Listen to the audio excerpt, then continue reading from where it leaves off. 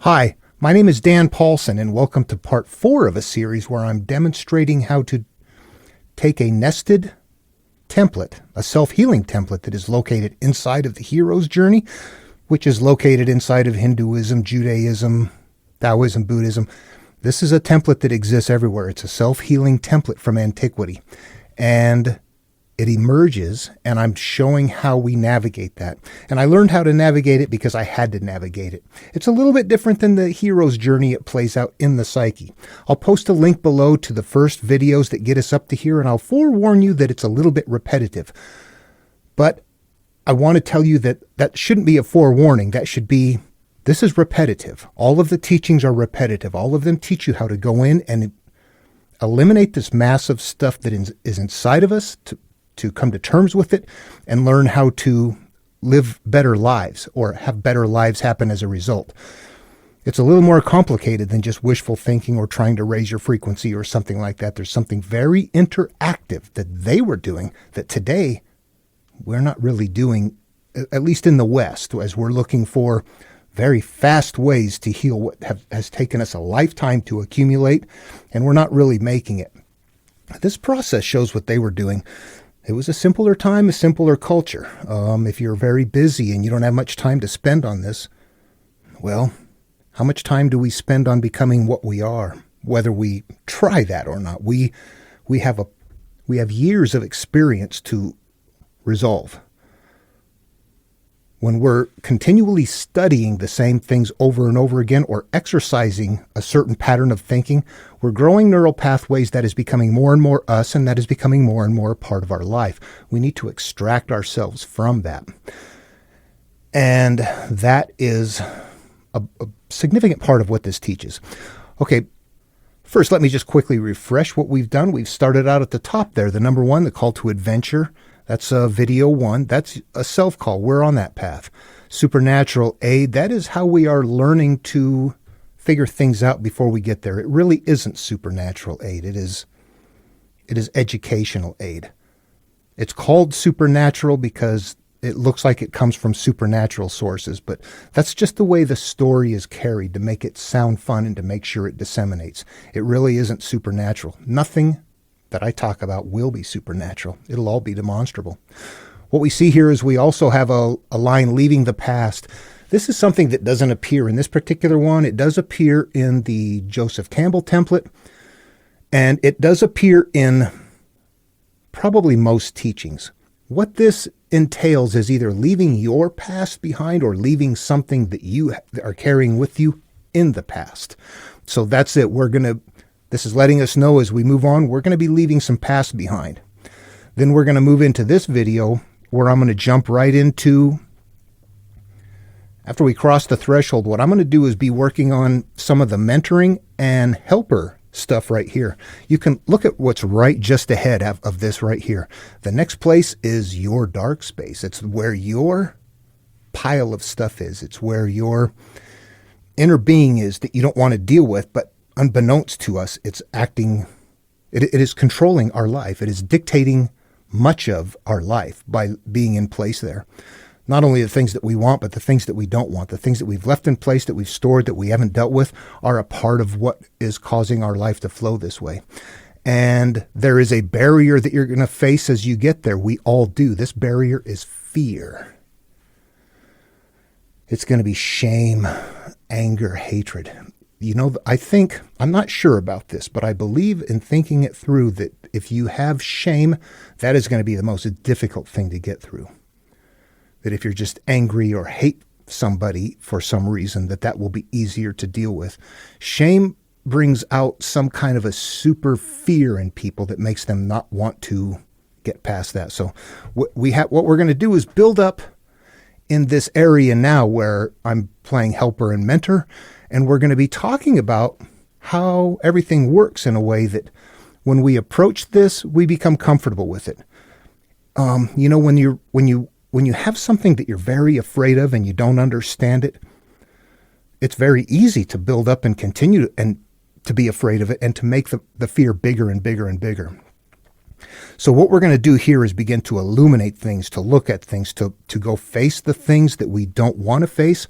And what that's going to do is it's going to start allowing us to see what they're made of, where they come from, how they're structured.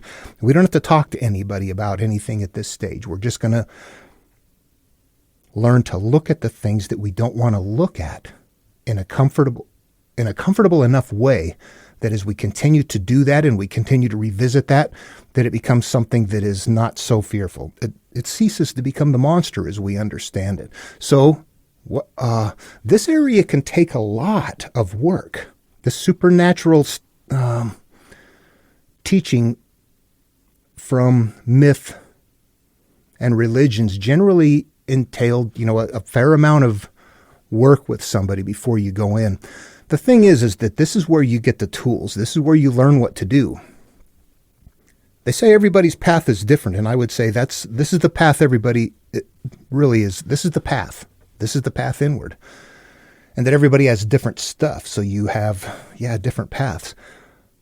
But the destination is the same. Get that stuff out of there. Have a good flow in life. Change the way our life is. Emerge from our beginnings and become something different. And this is where, again, we're just talking about it until we kind of get some comfort with it. We're looking at it and learning the structure, the mechanics. There is something in us that is very observable. And if we can put a face and a name to everything, we can begin to address it.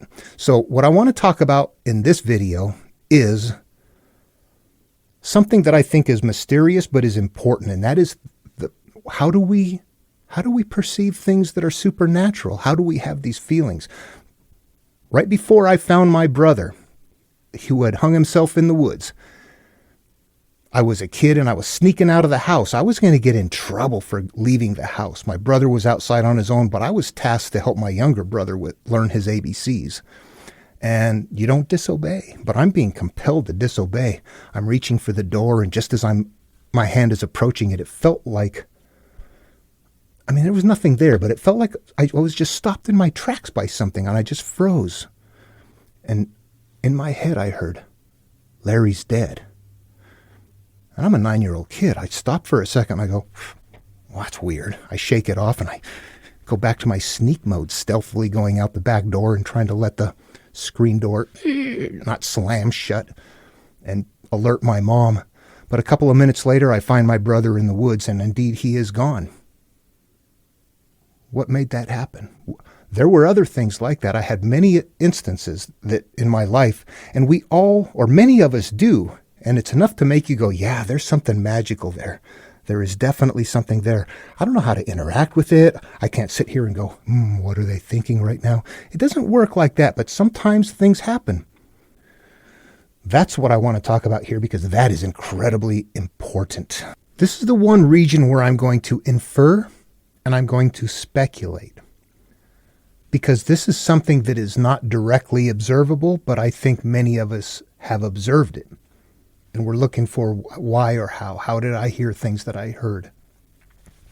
And what I want to start with is saying that, like I've said in the earlier videos, we are emergent from the cosmic energy. We are not something separate from the cosmos. We are a result of the cosmos. We don't operate outside of its framework.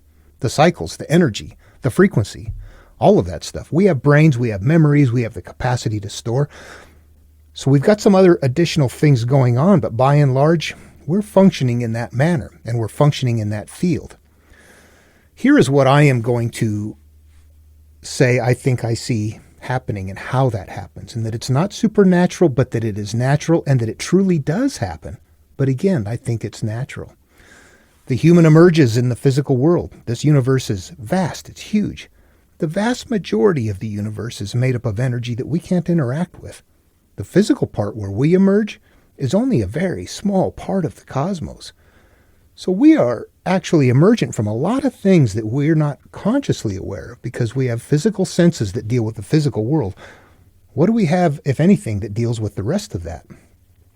I would say not very much, but there's a little bit. And I would suggest that during human evolution that this would have been an important thing, that we could share emotions. And let me describe how I picture that working. And first of all, is everybody on board with kind of what I'm talking about here? There are times when we might get together in big groups and cumulatively do something that is like maybe we've worshipped and felt something that's like, wow, what was that? I cannot get there on my own. In this group, something happened. Power of God, Holy Ghost, something like that. You can get that same feeling, though, in a championship game or in a conversation with somebody where you just connect and you're learning, and it's like, oh my God, you feel that. And it's like, where does this come from? There's something else that's there. But those experiences and that emotion are not the only way that it works. We also see people getting together for protests that have some sort of crazy ideas that as they get together and as they work and they ramp and amp and get all caught up into it, that they will also become somebody that experiences something bigger than themselves and will often do things that they wouldn't have done on their own. All right, so I think about this, that I can talk and I'm sending out waves and somebody can hear it, they can hear it. We can transmit and receive energy that is cohesive energy. We can communicate. We're doing that right now.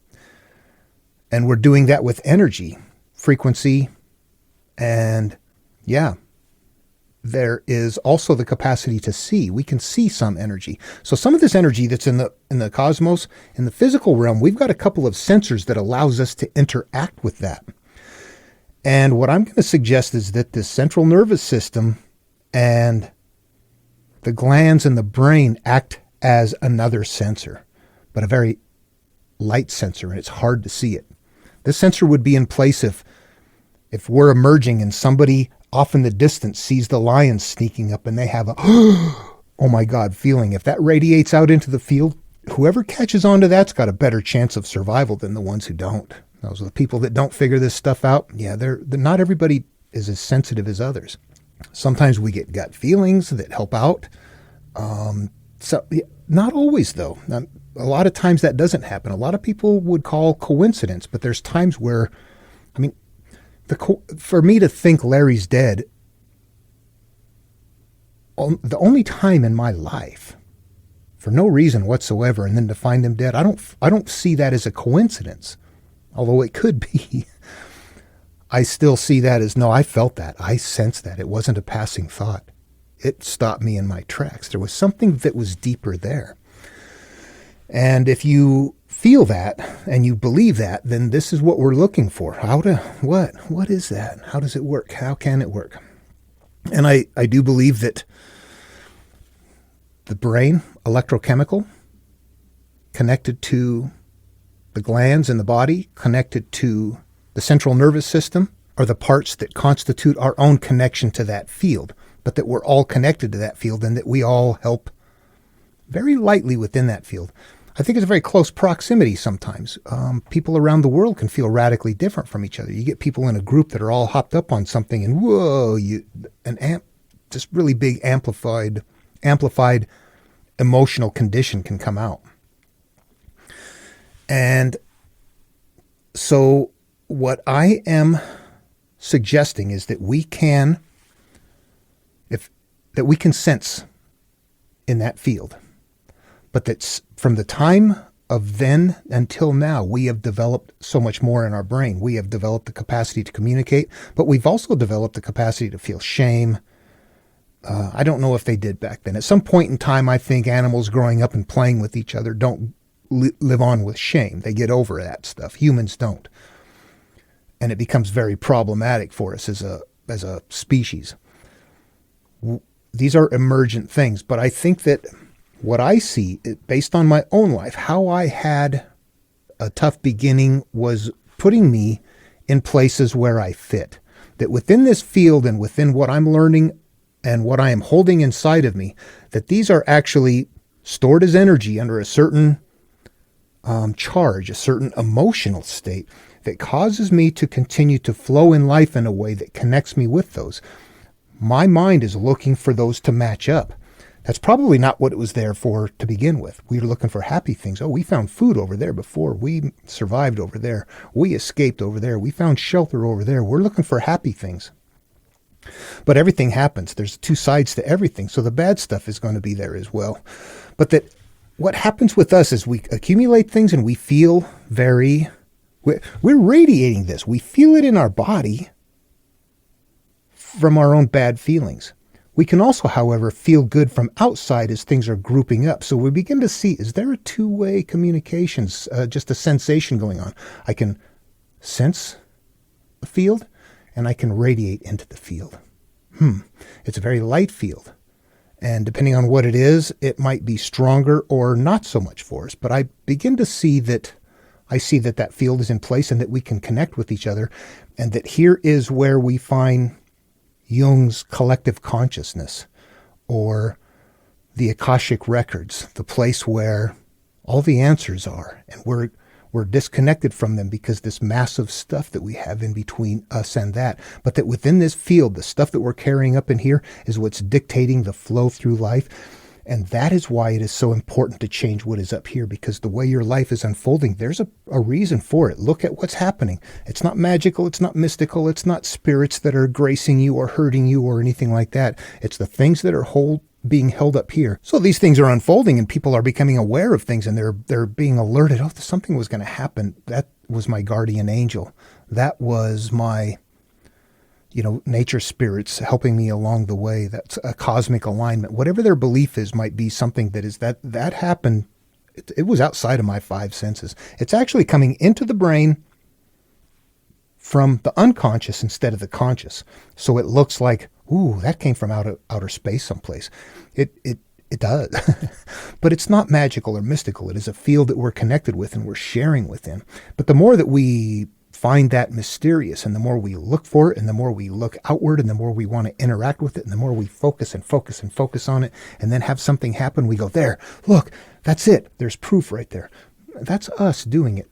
The supernatural grows bigger and bigger and bigger and bigger, while the reality stays exactly what it is. Whatever is in here is going to create what is out there. And if out there is not okay, stop what is in here. This is the creation. How do we extract ourselves from that?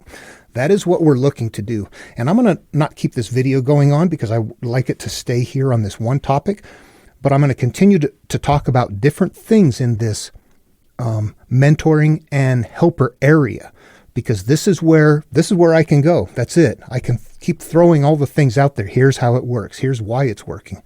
Here's how you escape from it. And I've gone through all of that in years and hours of going through it. And so I'm just laying it out here in plain language. It's academic. It's up to you to pick it up and make it experiential. I will talk about fear or something like that in the next video. But in this one, it's important to absorb and learn that structure. This is the way. This is how you fit in life. This is how we fit in life. This is how our life unfolds for us in a way that, how do birds of a feather flock together? How do we fit where we are? Because we're combinations of similar things that fit together, and then we group in that group and get stronger and bigger in those beliefs, and it continues to get bigger and bigger. And we're seeing that happen right now in our country as divisions are getting bigger and bigger and swinging farther and farther, and nobody has to be a psychic to predict what's going to happen. You can see it getting worse and worse and going unchecked.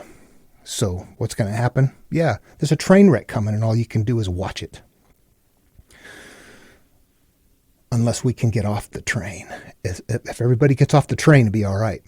But anyway, okay, summary. We exist and emerge from a field that we are always within. We're in that flow all of the time. That's the Tao. That's the way. That is how we exist in life. That is our eudaimonia. That is the quality of our life experience based on what we hold up here and where we are.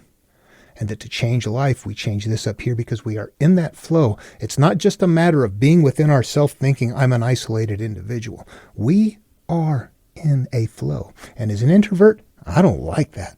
I had to realize I'm stuck there. I can't get out of it. I am in that flow too with everybody. And then you realize that's why I pull back and get out of and get away from things that I don't like. Even if I don't like what they're doing and I want to go fight against them, I'm making that teeter-totter bigger and bigger. That's not the way to manage it. Everybody has to back away. It's not going to happen. There's going to be big problems emerging. We are still evolving. Tribal. This is all tribal. There's a lot of excuses today as to why it's there, but survival of the fittest still happening with just some sort of stupid, ridiculous, non-demonstrable, supernatural excuses as to why behavior should be the way it is, because we don't allow it anymore. So we'll blame it on somebody else. See what I'm doing there? Speaking out against it anyway. I need to pull back myself. It's difficult. People are hurting people.